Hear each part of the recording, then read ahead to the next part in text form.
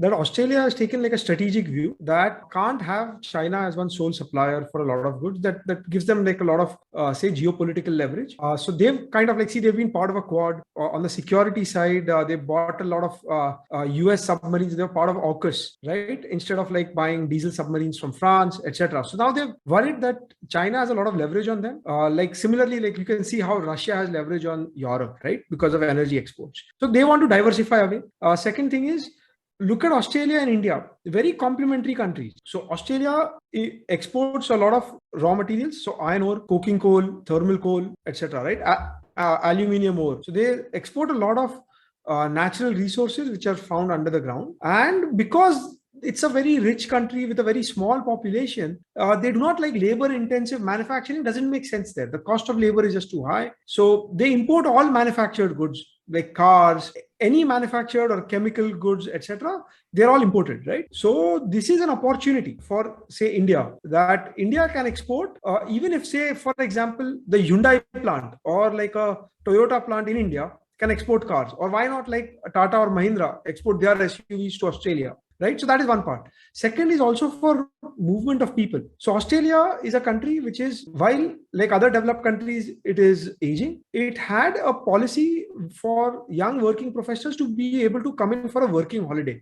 See, this earlier was a part of their what you would call the White Australia policy, where Europeans could come to Australia on a tourist visa, or what they would call a working holiday visa, and do odd jobs or do some jobs in Australia, and then they would eventually probably settle there. So this was a way of attracting educated immigrants. Now Australia feels that India has a lot of cultural similarities. Like a lot of the Indian educated people are English speakers, and because of like cricket or whatever reasons, there's a lot of cultural familiarity with Australia and India.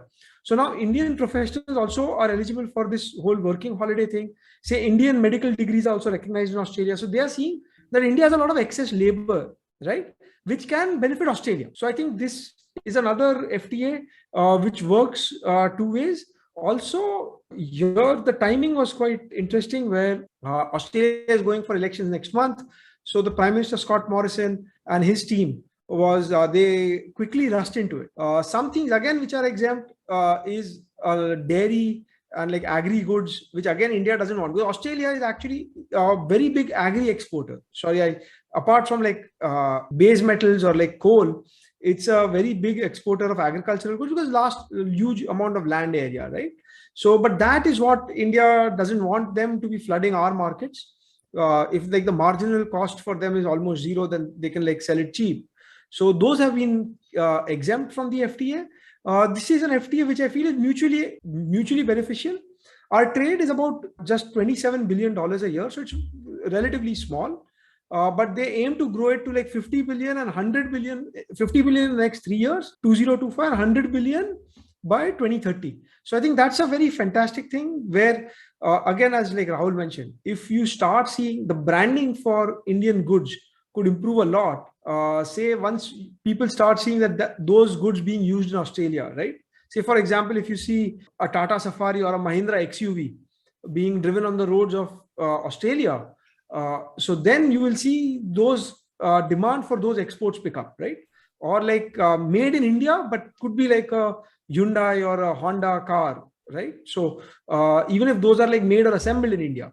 So I think those things will be like a big positive, as well as this has given our Ministry of Commerce and Indian bureaucrats as well as people in the government to learn a bit. There's a bit of learning curve that in negotiating any kind of documents, what are the sticking points, what things can we let go, what things should we stick around, right? And I think these agreements are like a nice template for us to go ahead and sign FTAs with many other countries as well. So one is with the UK, though like right now due to the Ukraine war, etc., there's a lot of backlash even with like Rishi Sunak, but UK got out of the EU and it is looking to re-engage with the Commonwealth, right?